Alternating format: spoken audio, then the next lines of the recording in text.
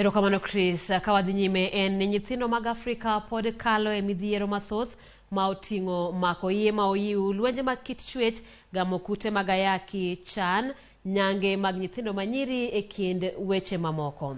Mane oyangore kinde nyasi mabende ne obagi odiochieng' ma kawuono ka bende pinje yango kata dhialo odiochieng' mar nyathi ma ja Afrika. Wabiende kendo kaluwore koda ma Jojuma miyowa mathoth. E kinde nyasi ni mar ringo odiochieng' no mar nyithindo mantiere pinje mag Afrika mane obagi e kaunti ma Migori kod kauntis mamoko e piny Kenya, nyasi bende thoro mar wach ne en ng'iyo yo ma inyalo rit ratiro mag nyithindo matiyo kod yor tudruok mag mbui. Jonyuol ne ojiw mondo wuog oko kendo riti ratiro mag nyithindo.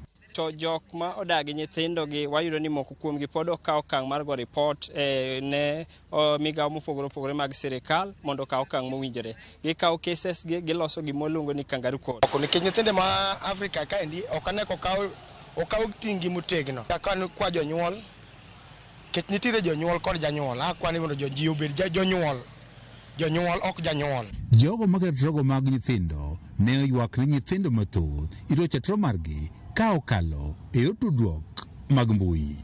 We see things like child pornography are on the rise. Currently, the technology is not the way it was previously. Kids have access to phones. We have people who lure children using these phones. Aneno ka sim maneno ka chenda ahinya gi nyithindo. Koro sim ni wan jonyuol onego wane ni kata wamiyo nyithindo sim, yes, sim to ber. Kendo nyathi nyalo tiyo gi sim mondo mi osom. To kwan so sure ni nyathini samwa miye sim be osomo koso tiyo gi sim ni e ng'iyo gik moko ma ok nyalo konye ngimana. Wan gi weche go mag opamo kata prostitution ma nyithindwa nene weche mag mbui. Kaka idara mar nyithinde Migori County wasekawo thuolo mar keto gimiluongo ni Children Assembly. Children Assembly en ochalo od bura mar nyithindo. Kendo od bura mar nyithindo biro giromo giwacho pachgi kama wasepuonjo nyithindo e yore go mag weche mag mbui. Moko kuom midhieche ma nyithindo bende pod kalie gin ma oting'o mako yie mohiu kendo ma omondo nyange kaachiel kod gamo kutego mag ayaki. Number 1 being FGM, number 2 is child labor, and number 3 we also children don't go to school most of the time. We have the cases of defilement. We have teenage pregnancy. Recently we were in a technical group working group meeting where we had a case of 236 cases of teenage pregnancy in one sub-county. Nyithindo mathoth bende indiko tije e kuonde machalo kaka mago ma ikunyo mwandu ma ebolo ma oting'o mula. Rocho ratich nyithindo pod ni malo. E gwenge mag Masara wanyalo wacho ni wan gi weche mag gold kata mula. Nyathi yudo ka seche moko ng'ato dhi otiyo kode gi dhok mamit, omiye incentive moro, omiye pesa moro $500, nyathi ok bitamore. Kasto jogi end up norocho ratich nyithindo gi. Nyithindo mang'eny sani nyithindo chandre oko ka. You don't need, there's a lot of divorce. Jiwe mon were gi chuo. Koro nyithindo bedo maonge kata parents.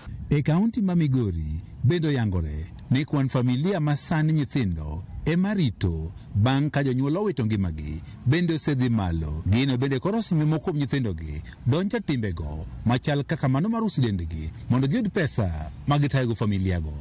E higa mapotin mae mosemiyo weche mag ayaki oidho gwenge mag Suna West, kendo wasetemo kaka migawo mar nyithindo wakaw kendo chenro mar puonjo nyithindo e skunde mag wan gi Child Rights Club. Kata bed nyithindo pod kale midhiero mathoth, migepe makedo kod ratiro mag nyithindo wach ni geno nitiere mar duoko piny kata tieko midhierogo mar rocho ratirogo mag nyithindo e kaunti ma Migori kaachiel kod piny Kenya mangima.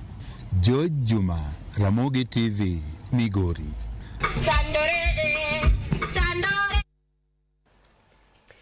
Nyako Ramogi ne wasingo no wabiro bedo koda wendo machiele studio.